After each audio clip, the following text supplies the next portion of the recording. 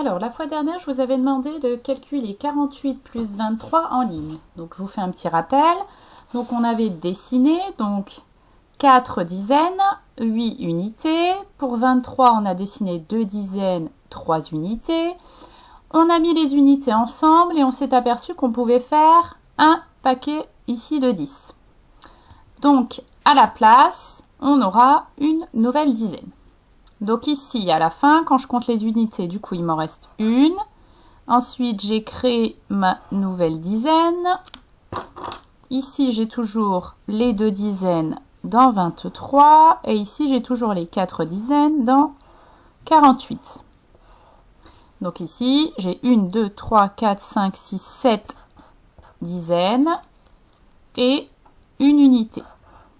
Donc ça, c'était pour le calcul en ligne. On va donc réaliser ce même calcul, mais cette fois-ci en colonne.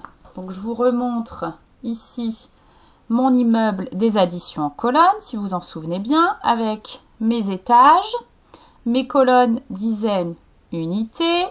Donc vous pouvez le mettre sous feuille transparente pour pouvoir utiliser le feutre d'ardoise.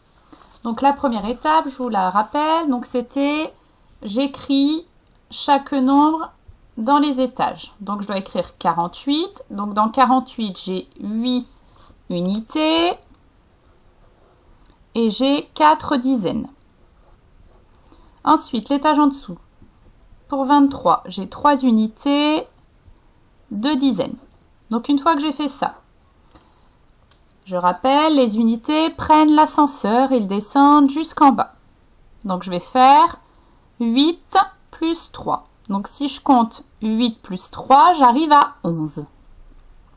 Donc 11, je le rappelle, ça s'écrit comme ceci. Donc dans 11, j'ai une dizaine et une unité. Donc je vous rappelle, on n'a pas le droit de l'écrire ici, puisque c'est un chiffre par pièce. Donc je n'ai pas le droit. Donc ce que je vais faire, c'est qu'ici, dans 11, j'ai une unité. Je vais l'écrire dans la colonne des unités. Et ici, j'ai une dizaine. Donc la dizaine, je vais la mettre dans la cheminée. Ensuite, les dizaines prennent l'ascenseur. Donc on part bien de la cheminée jusqu'en bas.